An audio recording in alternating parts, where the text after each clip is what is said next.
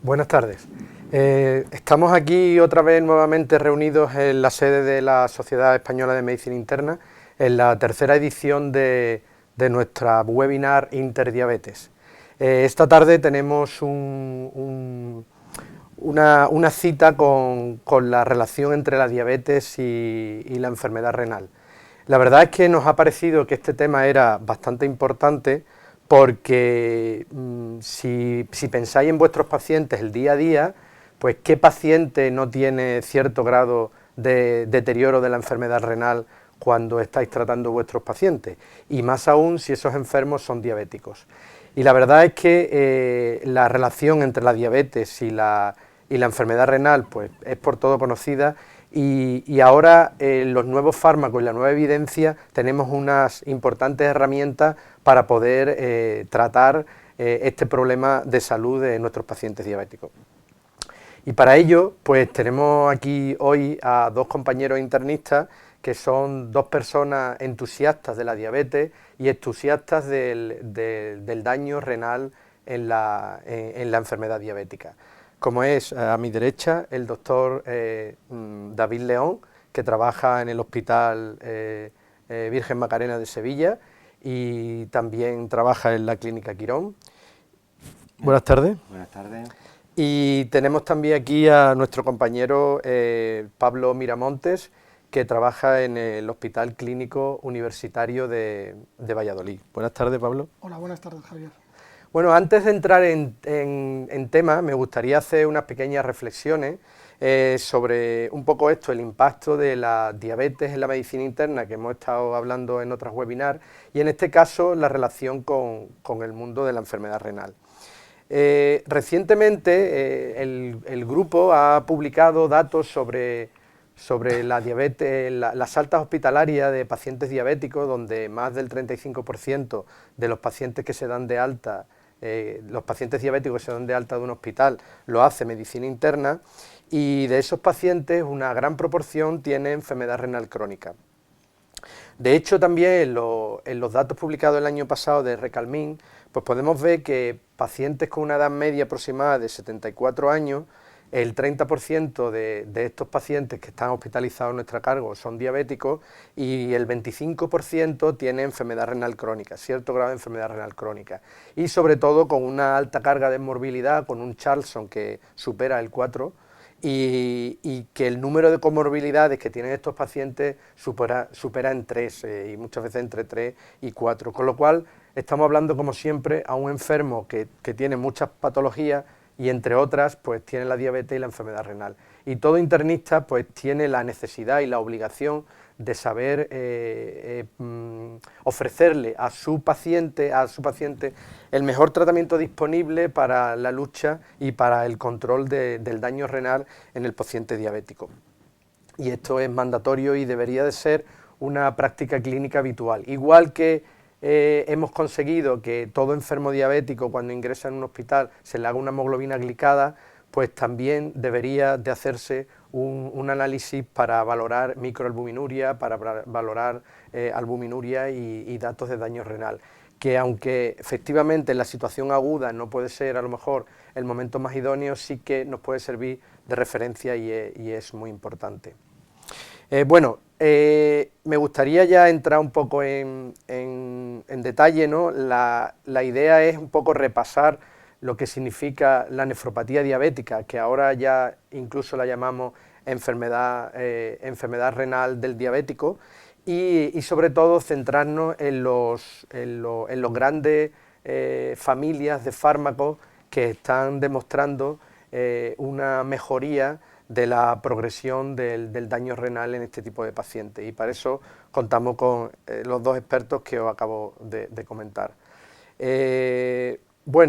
Si acaso podíamos empezar a hacer un breve resumen para entrar en materia de cuál es un poco la evolución de la nefropatía diabética, ¿no, David? Sí, bueno, ahí podéis ver en la imagen que cuando empezamos a detectar proteinuria en los análisis de los pacientes, pues ya podemos ver que se ha perdido más del 50% de la carga renal, ¿no? Entonces hay que intentar cazar a estos enfermos en estadios más precoces, porque cuando nos damos cuenta muchas veces ya hemos llegado tarde.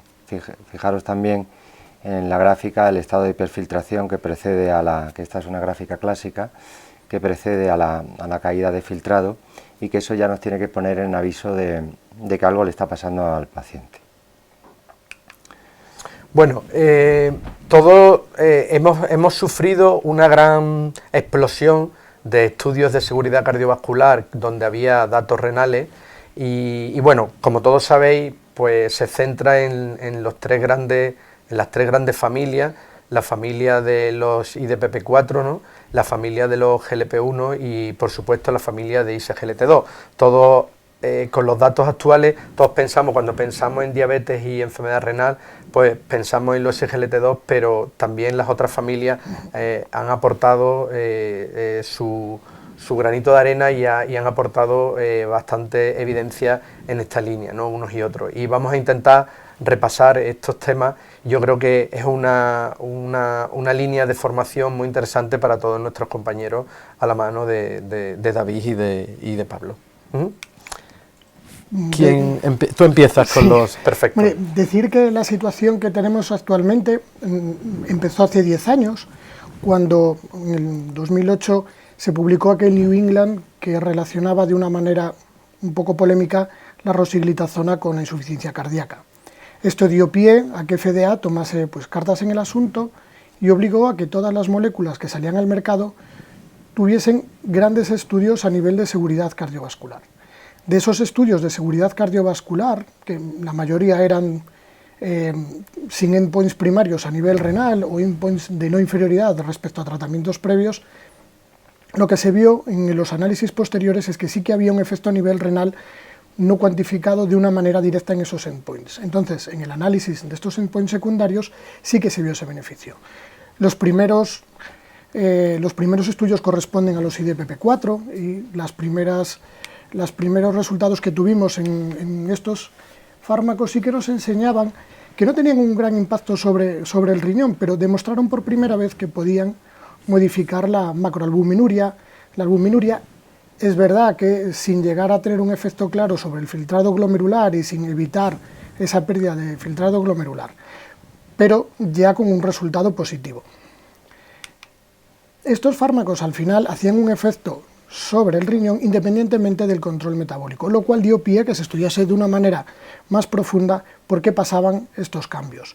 Al final estos cambios, David, eran unos cambios que respondían a una miscelánea de situaciones. Sí, actúan sobre muchos factores, son antioxidantes, antifibróticos y estimulan un factor 1-alfa derivado de la célula estromal. Este factor es muy importante porque provoca una natriuresis, como veremos también con los otros grupos, distal a la mácula densa. El hecho de que esta natriuresis sea distal, debido a esta citoquina o quemoquina, hace que no haya interferencia o interacción con el filtrado glomerular, ya que no actúa a través del túbulo glomerular. Y esa natriuresis, bueno, pues al ser distal, sí, no tiene tanto beneficio como los otros fármacos que veremos después. Esa natriuresis la hace a través de una bomba parecida a las tiacidas, que no se sabe muy bien cuál es localizada, y es a través de esa enzima. Bueno, antes de pasar a los GLP-1, deberíamos de comentar un poco por las diferencias que ha habido un poco en el último estudio, ¿no? Porque parece que con linagliptina, el estudio Carmelina, sí que había datos de mejoría de enfermedad renal, ¿no? ¿Cuál es vuestra opinión un poco respecto a eso? Sí que había datos de mejoría de función renal. Lo que pasa es que yo creo que eran unos efectos que a día de hoy, en otro momento le hubiésemos puesto un foco más grande, pero a día de hoy son más modestos que los que tenemos con los otros grupos terapéuticos, con lo cual se han pasado un poco más de puntillas. Es un efecto positivo, es un efecto estudiado a propósito, que no se estudió cuando se diseñaron los estudios, y es un estudio muy positivo. Lo que pasa es que yo creo que nosotros como internistas, al final, los IDPP4, hemos puesto el foco en la seguridad que nos aportan en nuestros pacientes, sobre todo en nuestros pacientes de internistas pluripatológicos, poliédricos, con muchos problemas, y los IDPP4 supusieron unos fármacos muy seguros que nos vinieron a aportar un arsenal terapéutico y fueron desplazando poco a poco, es verdad, las sulfonilureas, por poner un ejemplo. Entonces, aunque el Carmelina sí que nos habla de datos muy interesantes, realmente, frente a los otros grupos terapéuticos, es un efecto más modesto, pero indudablemente importante y muy positivo a la hora de tratar a nuestros pacientes, porque es una herramienta más que tenemos, como dices, Javier. La idea es eso, ¿no? Porque muchas veces a lo mejor tenemos que utilizar IDPP4 por razones extra diabetes, ¿no?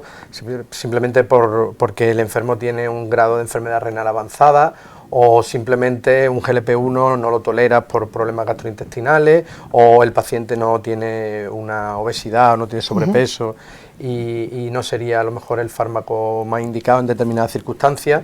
Y bueno, y el DPP4 a la hora de, si no tiene más remedio que utilizar ese, pues bueno, ¿aportaríais algo la linaglistina? ¿Cuál sería vuestra opinión? Bajaría la microalbuminuria, pero no habría interferencias con la supervivencia y no habría modificaciones en el filtrado. O sea, no hay prevención de filtrado. Pero aún así, no deja de ser, Javier, como bien dices, una buena noticia, porque le estamos aportando un beneficio extra al margen del control metabólico a nuestros pacientes, con lo cual la noticia creo que es muy buena. Claro. Bueno, la idea es esa, ¿no? Porque a veces no hay más remedio que utilizar ese tipo de fármacos y bueno, pues tener un valor añadido desde el punto de vista renal, porque hasta ahora todo lo que teníamos era pues neutralidad y ningún efecto, ¿no? Por eso creo que era importante sacar este tema. Tienen su sitio. Sí, tanto. Por eso me quería hacer antes de pasar al nuevo grupo. Bueno, ahora vamos a centrarnos en, digamos, la gran familia de los GLP-1, donde hemos empezado a tener datos ya más sustanciosos de la protección renal y datos muy llamativos respecto a esto, ¿no? Yo sé que sois unos también seguidores de este tipo de fármacos, que la verdad es que nos ha dado mucha alegría en el mundo de la diabetes. Sí, hombre, nos han dado muchas alegrías, yo creo que nos seguirán dando muchas alegrías, y los resultados que, como bien dices, vamos obteniendo y vamos viendo, sobre todo en estudios pues a posteriori, a lo mejor en endpoints secundarios, lo confirman. Qué decir que el estudio con lisexenatide, el ELIXA, nos mostró cómo bajaba la microalbuminuria, la macroalbuminuria, y tiene un efecto muy positivo sobre la reducción de esa pérdida de filtrado glomerular que vemos en los pacientes con una nefropatía diabética. Además, fue un resultado sostenido en el tiempo, lo cual aportaba mucho valor al uso del fármaco. Lo mismo pasó con otros estudios en el que también hemos visto que teníamos una reducción del filtrado, una reducción de la pérdida de filtrado, una reducción de la micro y macroalbuminuria, y además tenía efectos positivos sobre los endpoints compuestos a nivel renal. Es decir, que el líder, el EASD, hace muy poco tiempo, mostró estos resultados estratificando a los pacientes por deterioro de la función renal, y curioso y muy positivo, había un efecto muy positivo sobre todo en los pacientes con mayor daño renal. Este resultado es probablemente de los más importantes, porque a mayor daño renal un resultado más positivo, o sea, los pacientes que están más fastidiados son los que a mejor los vamos a poder tratar, muy positivo. Además, todos estos efectos, y hay que destacarlo mucho, al margen de otros controles, o sea, al margen del control metabólico, al margen del control del peso, al margen del control de la presión arterial. Lo mismo se ha podido ver con dulaglutide cuando se enfrentó a la insulina glargina en pacientes con una nefropatía ya avanzada, eran pacientes ya con el riñón ya afectado, demostró ser mucho más eficaz en el control de la macro-microalbuminuria y el control de la pérdida de filtrado glomerular.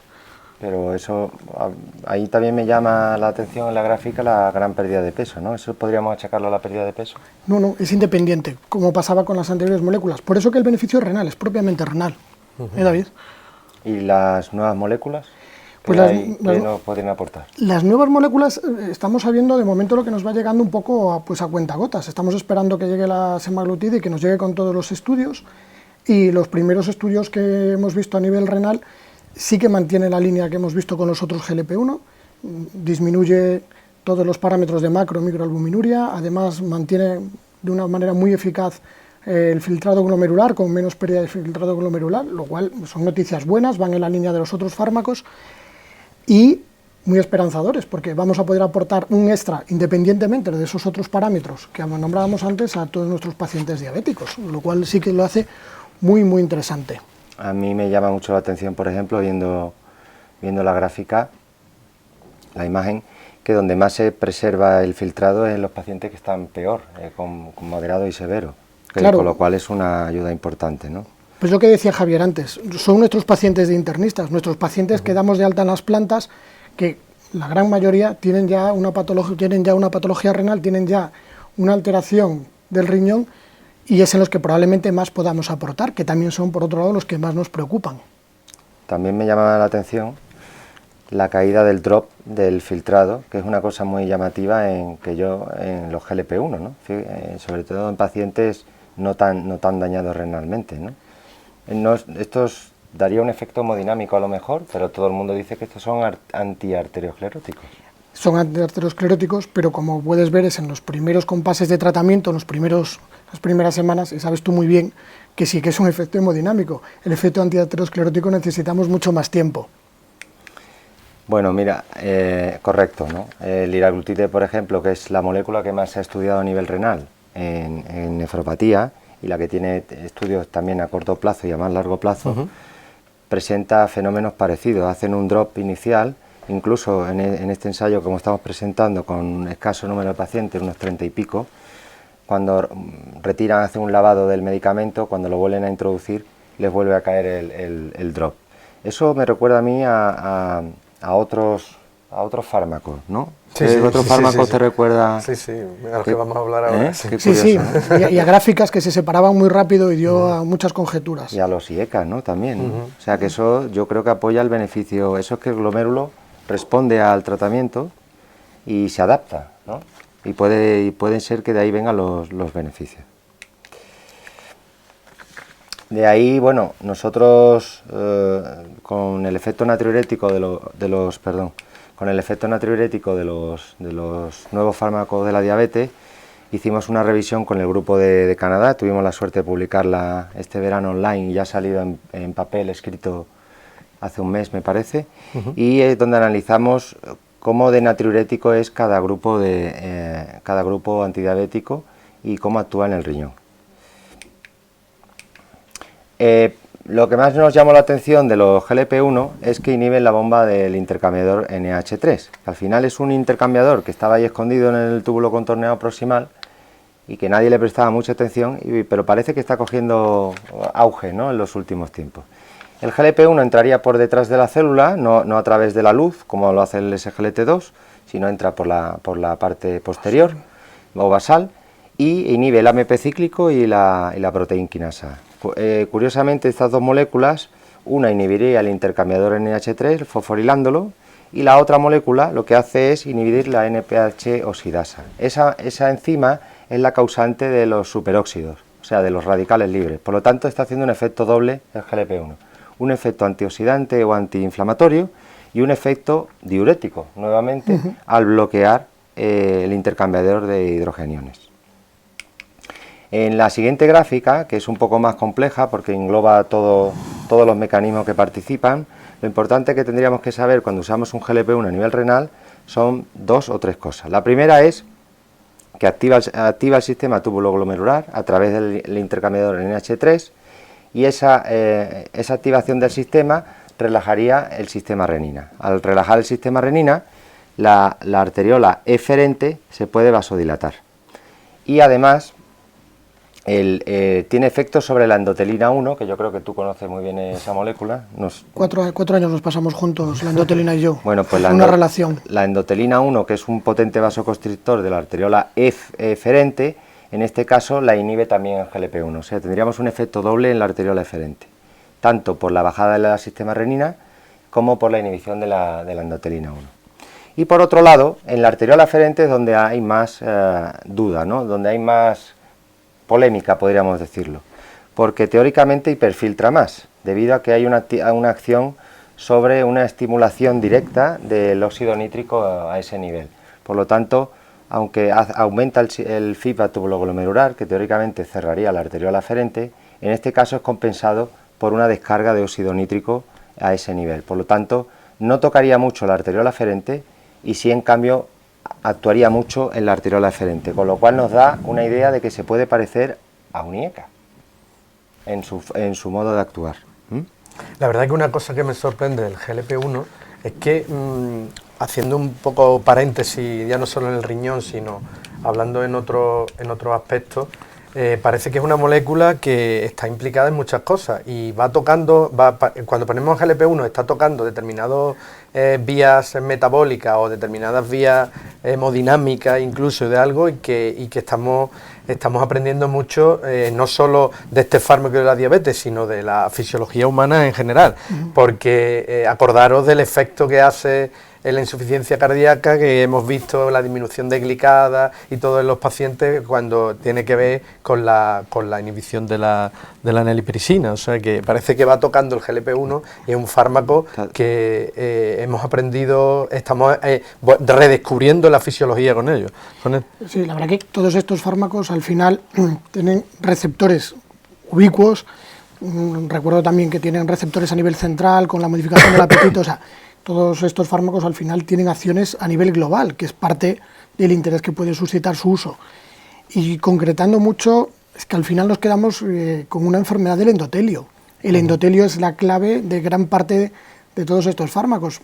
Es verdad que con el paso de los años hemos quitado el foco del páncreas y de la glucosa y nos hemos abierto la mente, yo creo que en la diabetes, a una enfermedad sistémica, y sistémica con todas las posibilidades que tiene un tratamiento integral, sistémico, con moléculas que tienen acción en distintos territorios, que es gran parte del beneficio de todas las nuevas moléculas, que tenemos varias dianas terapéuticas positivas, todas ellas, a priori.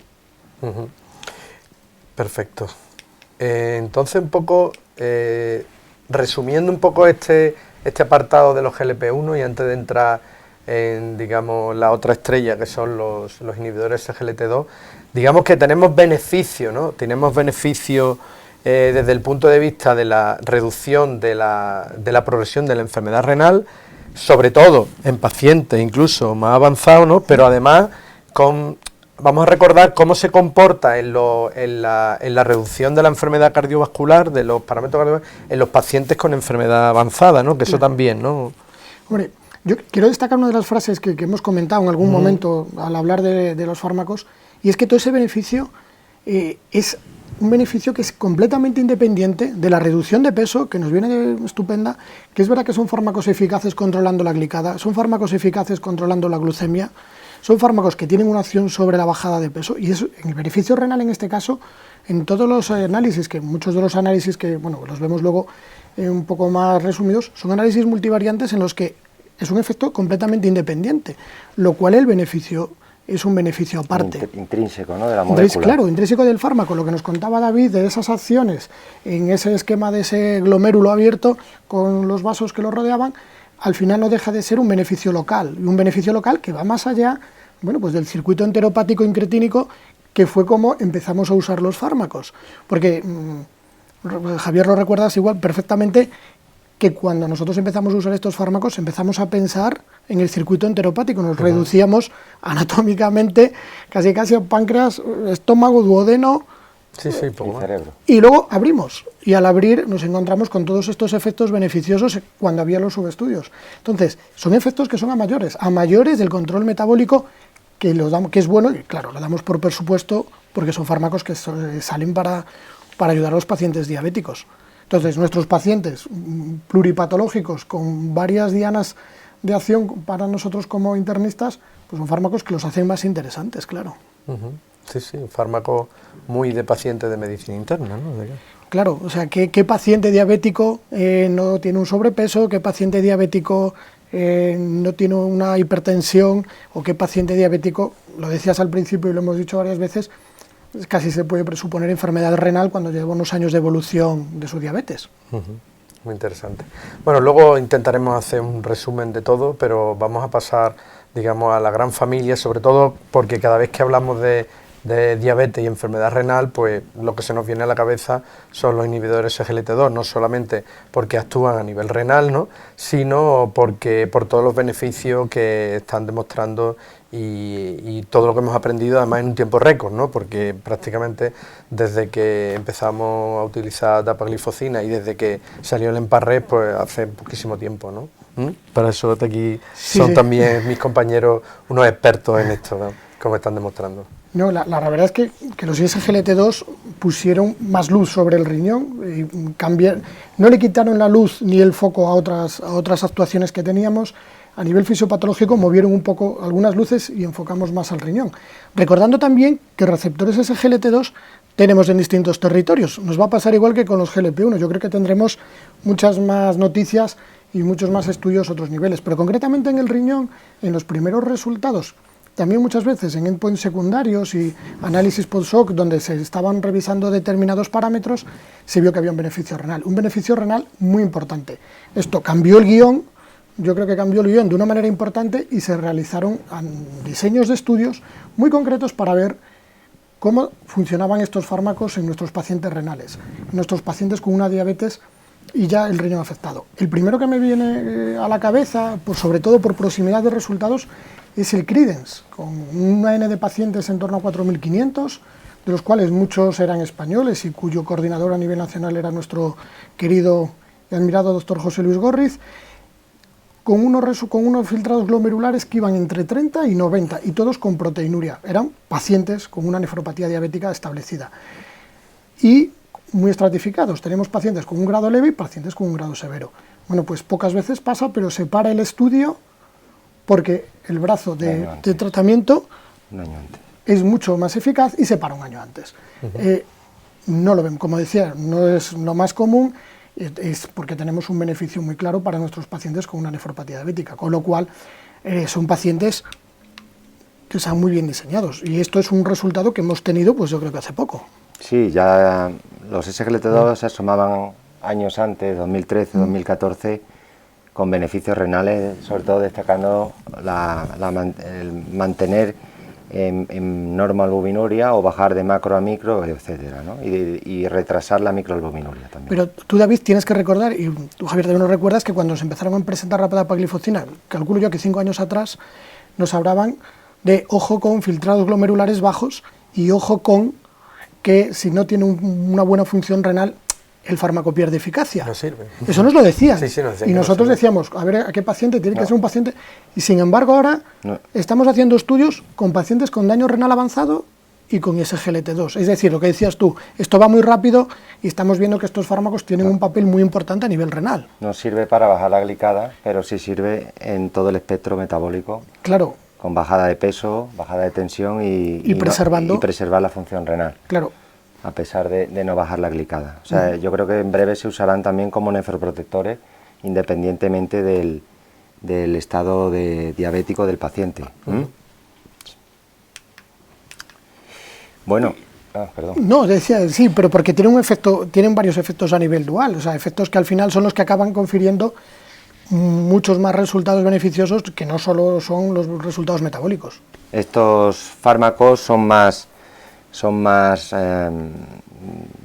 vasculares, por decirlo de algún modo, aunque después se ha visto también que algo de efecto antiarteriosclerótico provocan, mínimo, pero son mucho más vasculares. Y la clave de ellos es la natriuresis que provocan y la glucosuria. Con esos dos simples fenómenos han revolucionado el riñón. La natriuresis que provocan se excreta los primeros días y después se compensa por la mácula densa, con lo cual se reabsorbe. Los primeros días podemos encontrar sodio en orina, pero después desaparece, se reabsorbe. Y con la glucosuria pasa una cosa parecida, pero después se quedaría como una glucosuria mantenida. Hay estudios con, normalmente la glucosuria mantenida es de 70 gramos al día de excreción, y con el sodio hay estudios que cuando cazamos el sodio en la orina son unos 40 miliequivalentes de sodio, que no es mucha cantidad, pero es la suficiente para activar el feedback tubuloglomerular, ¿no? Lo que ocurre en el diabético, que yo creo, simplemente para repasarlo, es que al haber una hiperfiltración, al haber una hipercaptación de sodio y de glucosa en el túbulo contorneado proximal, no le llega sodio a la mácula densa y se inactiva el feedback tubuloglomerular. Es como una defensa, ¿no? Entonces el cuerpo lo que hace es vasodilatar la arteriola aferente, la que llega. Cuando tú das un SGLT2, reconstituyes ese circuito, mandas sodio a la mácula densa lo recibe y segrega adenosina a través de las células musculares y vasoconstriñiría la arteriola aferente, como todos conocemos. Este mecanismo es debido a la natriuresis que se provoca inicial. Y este mecanismo es más potente que el mecanismo que hacen los GLP-1, porque recordemos que los GLP-1 le están actuando a través del NH3. En cambio, estos medicamentos están actuando a través del SGLT2 principalmente y un poquito también como en el NH3, como ahora veremos. Entonces, bueno, esto es para recordar que reconstituyen el circuito. Esta imagen, a mí me encanta, la hice en la EASD este año. Muy buen fotógrafo tú. Pues si vieras cómo dibujo. Entonces quiero que vean cómo a las 2 horas en un modelo animal de tomar empagliflozina, cómo se contrae la arteriola aferente. Una imagen vale más que 1000 palabras. Y la presentó Cherny, además, David Cherny. Y claro, esa contracción de la arteriola aferente pues provoca la caída del filtrado. Nuevamente nos encontramos con caídas de filtrado mucho más llamativas que las que provocan los GLP-1 y que siempre son todas reversibles o que cuando retiras el fármaco se recuperan. Vamos, que para ti es un diurético puro y duro. Por lo que te estoy escuchando. Yo llevo diciendo hace años que eran diuréticos metabólicos. Diuréticos metabólicos.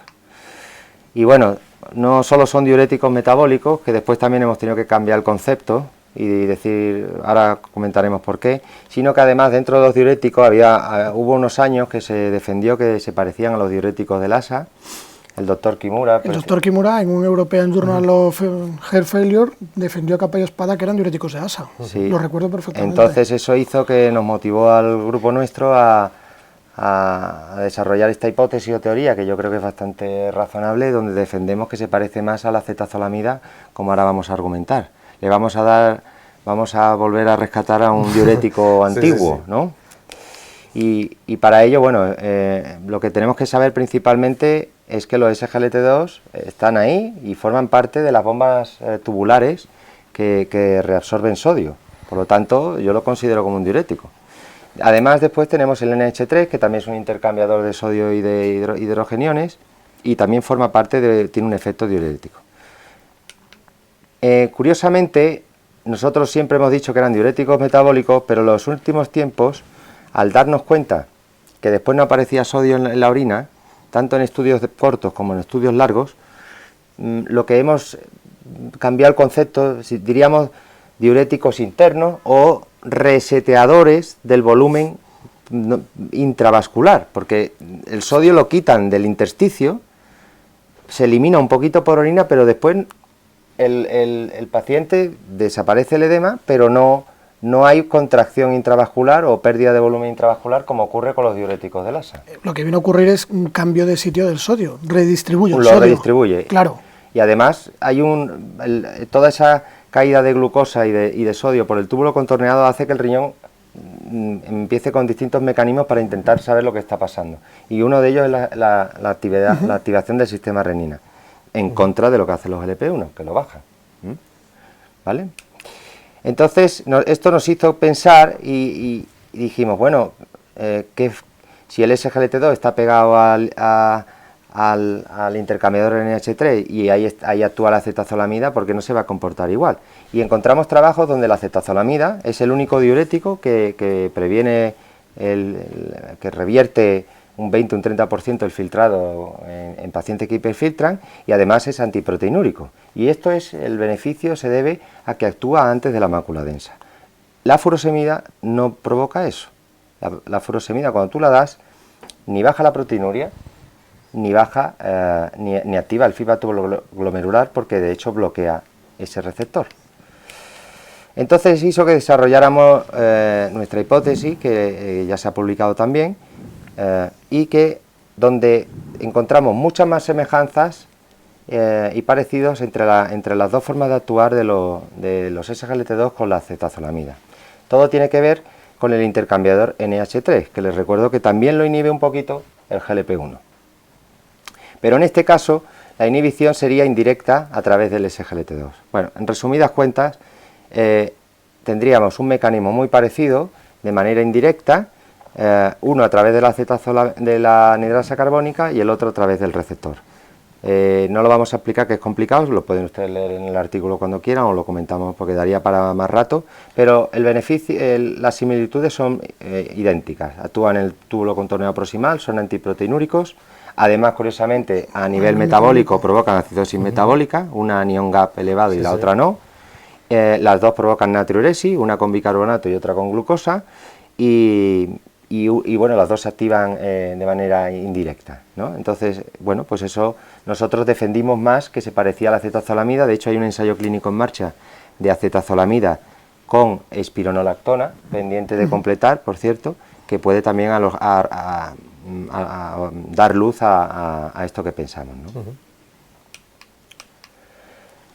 Pero sí, la cuestión es que a este paso vamos a acabar tratando a nuestros pacientes con insuficiencia cardíaca con un glucosúrico, bueno, David, que es que me estás hablando más de diuréticos que de glucosúricos. Más de uno pensará eso y querrá ¿Y qué hacemos? hacerlo. ¿Qué hacemos? Vamos a ver, como diga yo en esta reunión, que quitemos la furosemida, no. La furosemida tiene su sitio. Lo que nosotros recomendamos es que se use en concretas ocasiones, pero hay muchísimos pacientes que vemos en la consulta con nefropatía diabética o sin nefropatía diabética que toman furosemida innecesariamente. ¿Y por qué queremos que se quite la furosemida? Pues precisamente porque actúa en el receptor de la mácula densa, o sea, estropearía todo el beneficio que nosotros intentamos conseguir con la natriuresis, lo bloquearía ese diurético. Para ello hemos traído unos dibujos que espero que lo vean bien los oyentes. Sí, de todas maneras va a quedar todo grabado y eso. Y bueno, no es por cortarte, pero es que me ha parecido interesante una de las preguntas que ha dicho aquí, ¿no? Que si los internistas deberíamos necesitar otra vez ponernos a estudiar fisiología para poder tratar bien a nuestros pacientes. Hombre, al compañero que nos escribe, creo que poca gente estudia más que los internistas, eso por delante, pero sí, muchas veces tienes que volver a los libros y tienes que volver a repasar conceptos que tenías a lo mejor un poco más olvidados o te ayuda a entender lo que está pasando, que es un poco lo que pretendemos, es explicar por qué pasan las cosas, porque hay efectos de fármacos, Perdona. Yo he sacado libros míos antiguos de la carrera, ¿no? Me ha parecido muy oportuno. Buenísima pregunta. Yo he sacado libros míos de la carrera con los subrayados el artículo que publicamos con David Cherney nos obligó a volver a coger el tratado el Guyton de fisiología renal, que yo creo que teníamos todos en la carrera. Y ahí estaba el intercambiador, ¿eh? Ahí estaba, hace 15, 20 años. Hombre, es saber por qué pasan las cosas cuando usamos un fármaco, ir más allá de los resultados a nivel clínico, ¿no? Sobre todo porque podemos ayudar a nuestros pacientes y no crear suma de diuréticos que podemos llegar a deplecionar o a no provocar los beneficios renales que buscamos. Bueno, yo creo que nuestros espectadores están deseando que les explique esta animación para intentar entender esto de la anidrasa carbónica, que nos parece súper interesante. Bueno, ahí hemos simulado en este dibujo animado qué ocurre cuando damos, y bueno, vamos a presentarlo directamente y lo vamos contando. Me tengo que acercar un poquito, ¿vale? Lo siento. El primer dibujo se representaría cómo funcionan las bombas tubulares, ¿vale? Aquí tendríais el SGLT2 como reabsorbe sodio y glucosa, después está el intercambiador NH3, la bomba de clorosodio-potasio, la de aldosterona y la tiacídica en el contorneado distal, ¿vale? Esto es lo que hace el organismo para defenderse, ahorrar sodio. ¿Qué pasa con los diabéticos? Cuando tenemos un paciente diabético, hay más excreción de sodio, de glucosa, y hay más reabsorción de sodio y de glucosa. Se hipertrofia el SGLT2, se hipertrofia el NH3 también, reabsorbe mucho más sodio y glucosa, y no le llegaría sodio a la mácula densa. Al no llegarle sodio a la mácula densa, se vasodilata la arteriola aferente, se abren los podocitos por presión y tendríamos el fenómeno de proteinuria. Este es el mecanismo tan sencillo que lo explicaría, ¿vale? ¿Qué pasa si damos un ISGLT2? Si damos un ISGLT2, como hemos contado antes, reconstituiríamos el sistema al bloquear el NH3 y el SGLT2, provocaríamos la natriuresis y la glucosuria, y la mácula densa empezaría a recibir sodio y activarla. Ahí creo que se ha ido alguna molécula de sodio, se nos ha escapado por ahí, se ha desconfigurado, pero mira, van llegando a la mácula densa. ¿Vale? Al activar la mácula densa, la arteriola aferente se vasoconstriñe, se relaja la presión en los podocitos y desaparecería la proteinuria. ¿De acuerdo? ¿Qué pasa si damos furosemida? En muchos pacientes nuestros ocurre esto. Pues vamos a verlo. Tomaríamos el SGLT2, provocaríamos la natriuresis y la glucosuria. Perdón. Eso es. Ahí estaría activado el feedback, entraría la furosemida, bloquearía la entrada por la mácula densa y tendríamos natriuresis y glucosuria. Y no habría actuación sobre el feedback tubuloglomerular. ¿Qué pasa? Esto está indicado en pacientes diabéticos con insuficiencia cardíaca aguda. Claro. Sería ideal para provocar una natriuresis mucho más potente, ¿no? Pero cuando el paciente está estable o tiene proteinuria y queremos que funcione bien el medicamento, pues una opción sería la siguiente.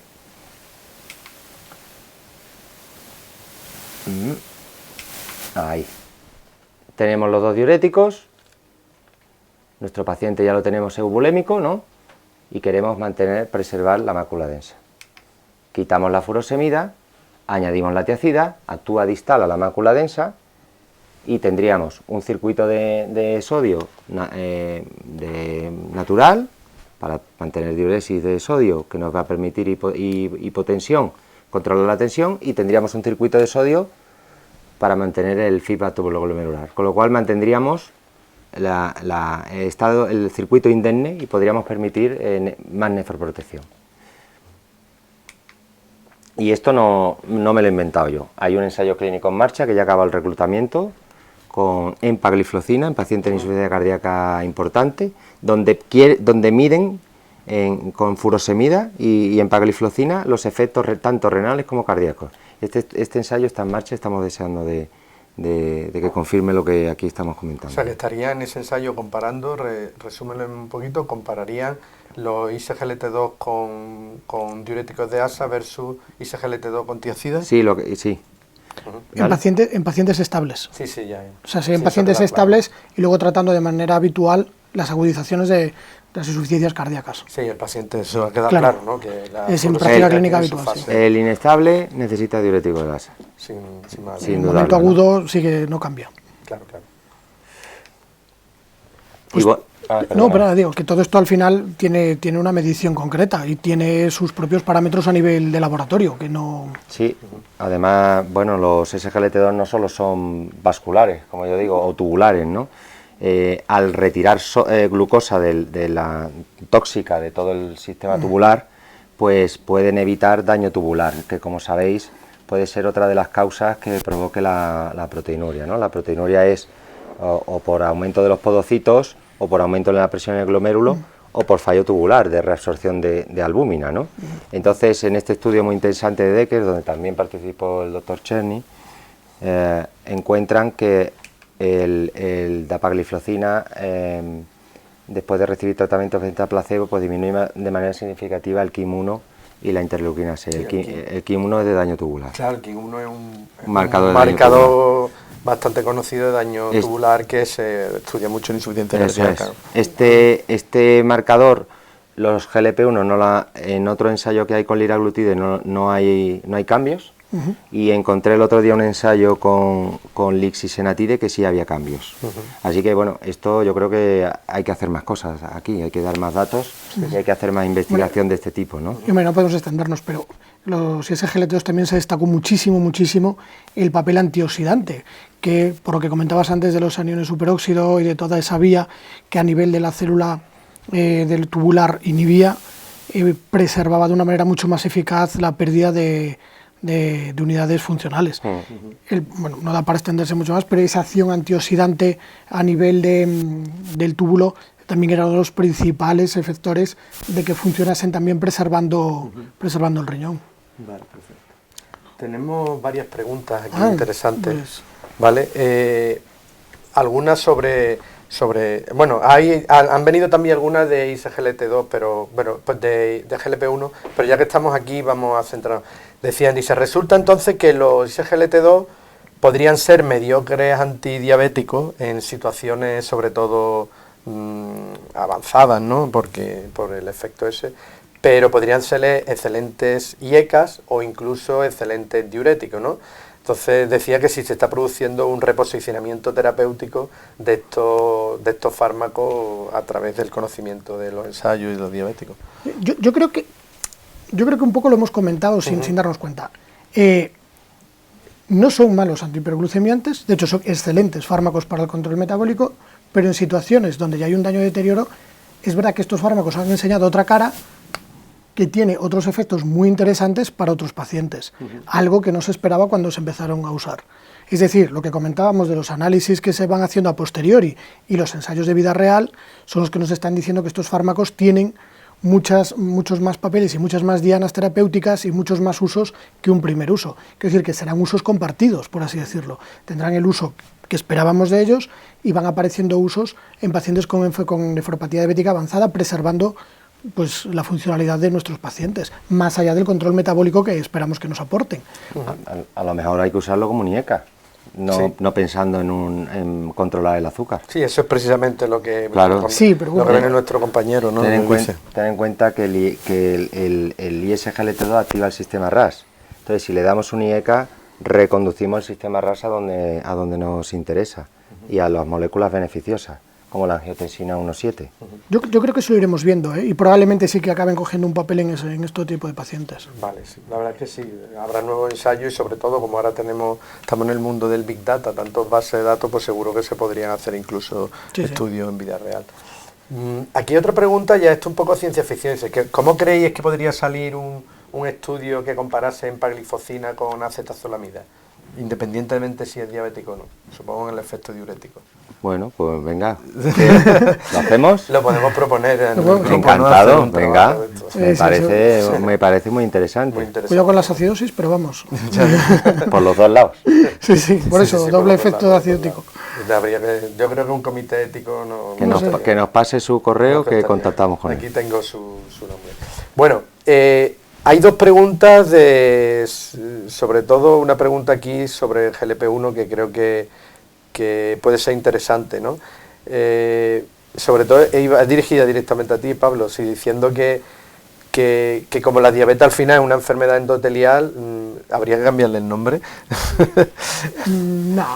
Yo creo que ya tenemos asentada, pero yo defiendo que al final la diabetes es una enfermedad del endotelio. Si la hiperglucemia mantenida no tuviese consecuencias sobre el endotelio, no habría retinopatía diabética, no habría microangiopatía cardíaca, no habría... Entonces el endotelio al final es un poco el gran dañado de la diabetes. Sí, pero sí, para mí sí es una enfermedad, el endotelio yo creo que es la clave de todas las enfermedades vasculares. Y otra pregunta que salió también al principio, me parece interesante, sobre sería lo del efecto pleiotrotrópico que hemos hablado de GLP-1, que podría ser esto como una estatina, ¿no? Como hablábamos al principio de la estatina, ¿no? Los GLP-1. ¿Qué te parece? A ver, las estatinas es verdad que le empezamos a colgar sanbenitos y beneficios muy potentes, pero yo creo que se midieron menos. O sea, yo creo que en este caso tenemos bastante más evidencia que de la que se ha tenido con las estatinas. Yo recuerdo con las estatinas incluso que había grandes estudios de análisis de moléculas inflamatorias en plasma antes y después de estatinas, etcétera, etcétera. Pero yo creo que no se concretaban luego en un beneficio clínico a lo mejor tan claro como se está viendo con los pacientes que están tomando o que están bajo tratamiento con GLP-1 y SGLT2. Yo creo que es cuestión de tiempo y que los resultados que vayan saliendo nos dará o nos quitará razones. Pero no sé, a mí me da que nos va a dar más razones que quitárnoslas. Yeah. La verdad es que es bastante interesante porque están entrando muchas preguntas, lo cual quiere decir que nos están viendo. Aquí otra pregunta dice, tras el Declare, ¿pensáis que existe efecto clase del ISGLT2? ¿Y cuál utilizaría en primer lugar? Eso es lo que pregunto. Esa es la pregunta del millón. Claro. Efecto clase, yo creo que hay un efecto clase. No quiere decir que luego haya unas moléculas que tengan más afinidad por unos receptores que otros, porque hemos visto que esto es más complejo que el receptor SGLT2. O sea, hay muchas más claves en este asunto, y yo creo que un efecto clase sí hay. Clase porque es la misma familia terapéutica, vamos, tampoco hay que ser muy avanzado. ¿Y a quién le quieres más, a papá o a mamá? Claro. Le queremos a todas, porque todas tienen un beneficio en momentos muy concretos. O sea que yo creo que todas tienen su importancia y su manejo. Sí, quizás es difícil, no se pueden comparar los estudios de Claire con el Emparre y eso. No, son estudios de por diseño la situación distinto. de más enfermos en prevención primaria, en prevención secundaria. No vamos a entrar ahora en esa... Yo digo que usen el que más confianza le dé y el que más seguridad, y el que tengan más experiencia. Sí. Y desde el punto de vista renal, que es lo que estamos centrando hoy, parece que se comportan todavía más... mucho más similarmente. Mucho más similar. Bueno, y esta que sí es la pregunta del millón, y un poco es para iniciar nuestras conclusiones, ¿no?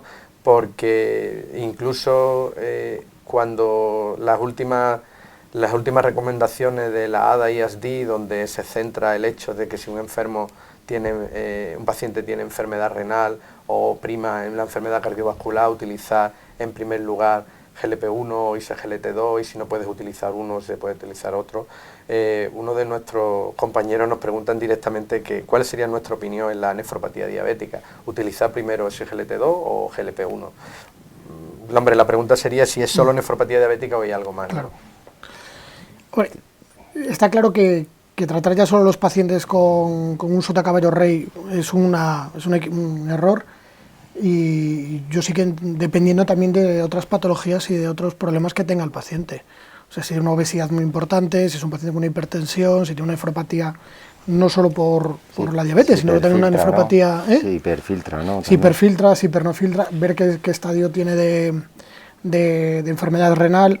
O sea, yo creo que son muchas variables a tener en cuenta, pero desde luego que la pregunta es más que oportuna, porque yo creo que sí que nos obligan, lo que estamos hablando hoy, a estudiar bien el riñón de nuestros pacientes y considerar estos fármacos de entrada pensando en el riñón y salvar las unidades funcionales de nuestros riñones. Oficialmente no hay uno más potente que el otro en nefropatía. Lo que sí es verdad que es el SGLT2 es más natriurético que el GLP-1, pero el GLP-1 actúa en otros sitios donde no actúa el SGLT2. Quizá haya que darlos combinados, quizá haya que darlos primero uno, después otro.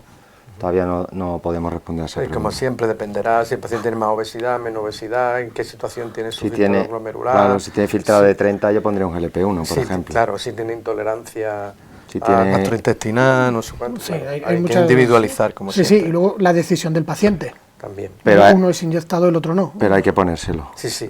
Lo que no hay que hacer es no ponérselo. O sea, ya con la evidencia que tenemos, y el consenso nos lo dice, que nos lo publicaron hace un par de meses, hay que ponerlo, hay que usarlo. Ahí un poco, una pregunta un poco así, también más filosófica que yo querría hacer.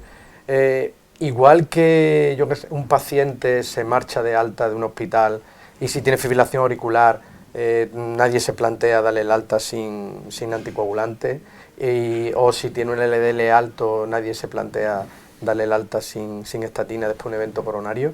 ¿Por qué los pacientes diabéticos que se empiezan a beneficiar de esto tendremos que trabajar? Debería de llevar un fármaco de esto si no hay una contraindicación, ¿no? ¿Qué pensáis? ¿Me miras? No, a los dos. Porque generalmente nuestros pacientes diabéticos ingresan por otras complicaciones de la cantidad de patologías y comorbilidades que tienen. Es muy raro que un paciente ingrese per se por la diabetes. Entonces, el ritmo de trabajo que tenemos y la sobrecarga a la que estamos acostumbrados nos lleva a solucionar el primer problema que tenemos, y la diabetes, si la hemos tenido controlada, generalmente la dejamos, hablo por mí, para la consulta. Yo me pongo un asterisco mental y digo, en la consulta me lo cito con una analítica, con una glicada, con una orina de 24 horas, a lo mejor ya le pido alguna prueba mayores como un fondo de ojo, y luego ya en consulta me centro a lo mejor en la diabetes, si por ejemplo he solucionado una insuficiencia cardíaca que ha ingresado en un paciente diabético. Creo que lo que dice el compañero es muy acertado, porque aquí la dejamos o porque no le hacemos tanto caso. Yo creo que más que no hacerle caso es, a lo mejor aplazamos la decisión, pero yo creo que debiéramos de tomarla. Ya, lo que pasa es que no todos los pacientes, luego no todos los internistas, luego pueden pueden revisar ese tipo de pacientes y algo, ¿no? Ya sería saliendo un poco de este tema, ¿no? Pero me parecía, yo creo que la línea tiene que ir por otro lado, ¿no? Porque es el momento, con el impacto que podría tener eso, teniendo en cuenta la cantidad de diabéticos que damos de alta a los internistas a lo largo del año en todo el territorio nacional, pues por lo menos replantear alguna serie de cosas, podríamos trabajar en esto. Trabajar con primaria, trabajar con nefrología, con cardiología, para intentar que estos enfermos estén perfectamente controlados, sería ideal. Bueno, como ahora está muy de moda...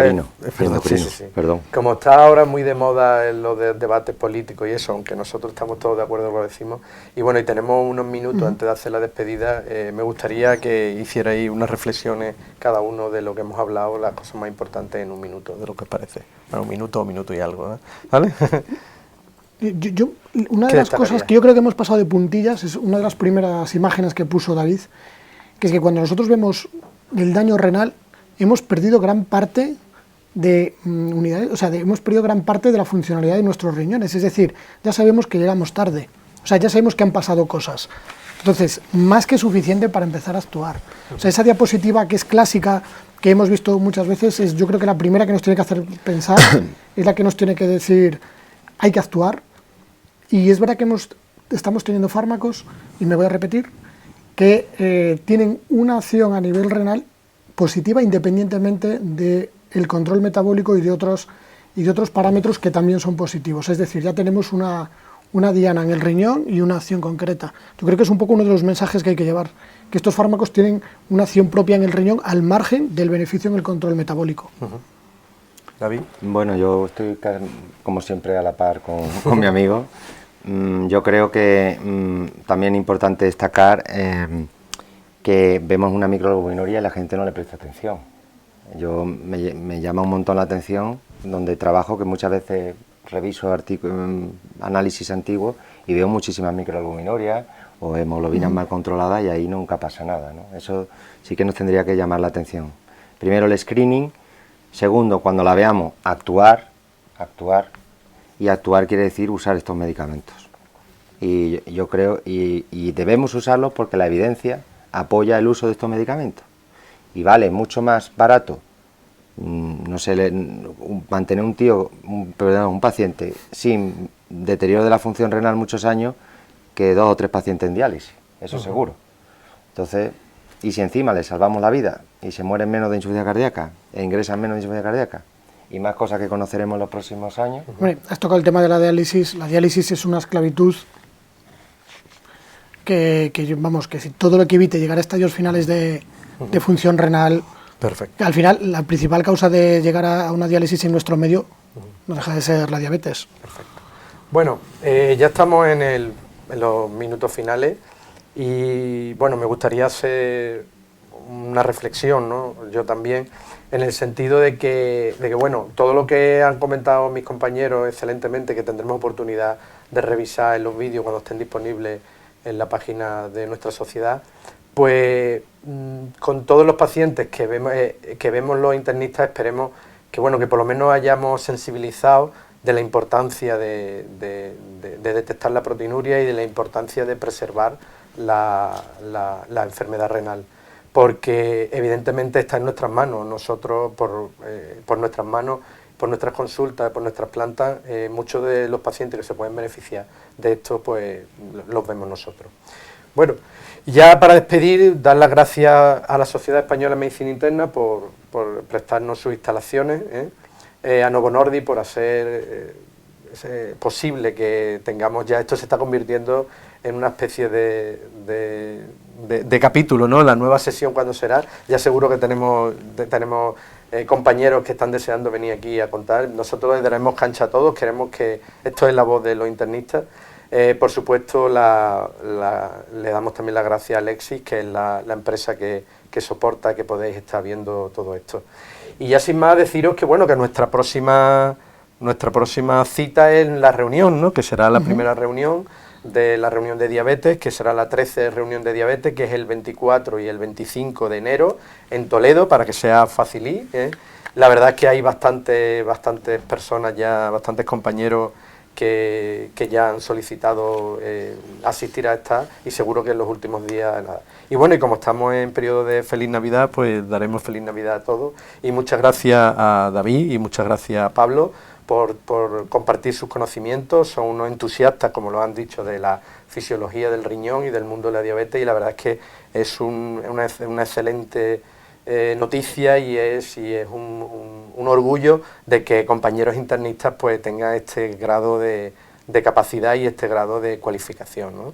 Muchas gracias a los dos. Nada, gracias a la sociedad y a ti, Javier. A vosotros también. Bueno, pues nada más. Hasta la próxima.